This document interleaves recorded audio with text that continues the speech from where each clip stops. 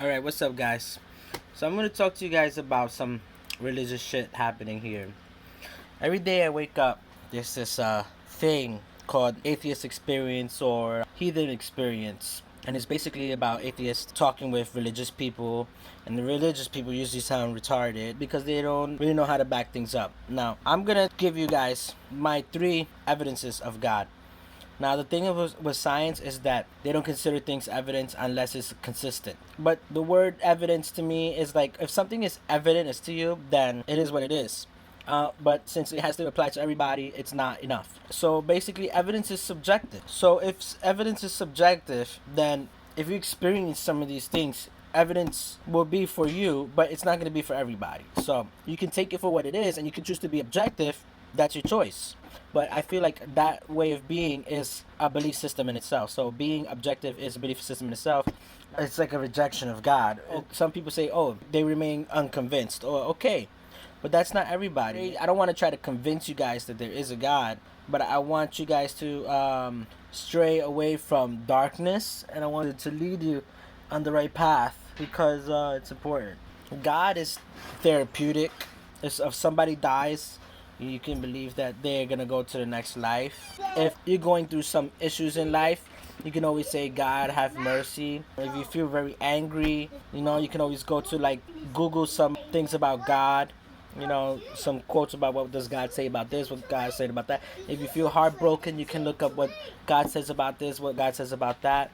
Things like that, they help you out. So it's very therapeutic. It's not like you have to pray and then God comes out to says stuff. Anyways, I'm gonna get to my evidences of God. Okay.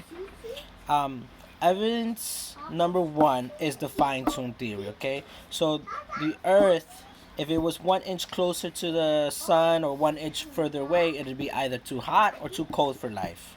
The fine-tuned theory also comes out with gravity and DNA, quantum physics. Nothing is exactly where it is until it's consciously observed. That's called the biocentrism theory.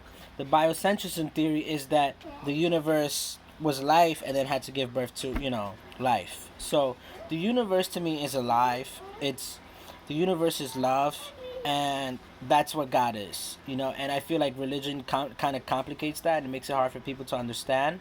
But obviously, if the universe is doing these things that are kind of inclined to life, like for example quantum entanglement, if you split a photon up, no matter how far the pieces are, they still gonna react to each other. And I feel like, okay, we all came from one light, like in the Big Bang or whatever. We're all connected.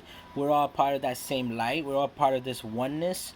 That makes us basically like the image of God. If the universe is God, and we are coming in His image, and we're all stardust. We are all gods. We are all this energy, And so, if you look at the whole universe from a distance and you electromagnetically everything is connected, they're gonna say it's dark matter, but I beg to differ. When I first saw it, I saw that it was electromagnetic and that everything is connected. And I feel that when it comes down to love, we're all connected.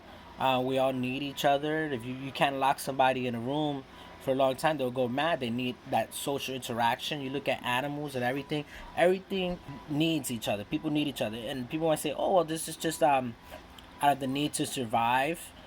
I don't think that that's necessarily true, because it's emotional, and love is more emotional, and I don't feel like emotional things are necessarily some kind of a chemical reaction. I feel that that's a choice. You can choose to be emotional, you can choose not to your children and stuff like that and whatnot. And I feel that people that are atheists, something may happen in their life that causes them to lack love, because God is love. So what we look at in the Bible is like God is just this guy and he's just fucking an asshole and he does crazy shit and you're like that God is fucked up and stuff like that. But Jesus, for example, he's pure love. Like there's nothing that he says that's wrong. He's selfless. You can look at anything he says, and everything he says is right. As a human, you're not gonna want to do it because you're a human, and that's the ego. And the ego is evil in some ways. But anyways, that's the proof of the fine-tuned theory that the universe is love, and it's perfect, that it's made for life. If gravity was too strong or a little bit less, just by a fraction, the molecules would be flying away, nothing could form. or everything would just be one big ball of mass, and it's not. So obviously the universe is inclined to create life. All the laws are made perfectly to make life, and you can literally Google that. It's called the fine-tune theory. Now, number two is spirituality. When it comes down to spirituality, people see spirits, mess with tarot cards, Ouija boards, messed with all these things. I don't know if you have, you're being skeptical, but if you are, give it a try. Take it in your house. If you don't believe in none of this stuff like that, please verify your own belief. You want to believe not? Well, proof that there's nothing. Get a Ouija board, get some tarot cards, keep up with it. Eventually, you might start to see that these things kind of exist. So a lot of people have experienced these kind of things. So, and now somebody's gonna say, "Oh well, aliens must be real because a lot of experience."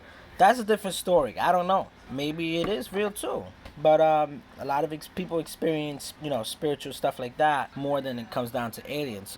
What is number three? Number three is coincidences. There's coincidences out there, like things happening. I feel like that's part of a quantum entanglement, whereas like we're connected to other things, like everything that's around us we are connected to, and so you're gonna experience certain things around you that are connected to you, or what you're thinking. Or sometimes people might say something that you're thinking, or something on TV comes out and they say something like what you're thinking. That's the coincidence. How does that make prove that God is real? Okay, so remember I said that there's no actual real proof, but you have to look at life as the cup is either half empty or half full. So you can look at the cup half full, but what is the cup full of? You don't know. Oh, you don't know if that's God. So now you realize, well, the cup is full of something. You don't want to tie yourself to some religious stuff, but these coincidences are basically proof that there is something there, and that something that is there is love. That something that is there is life. God is life and love, and that's it. So I already mentioned the fine-tune theory, and I already mentioned the coincidences, and then there I mentioned the paranormal things. That's it.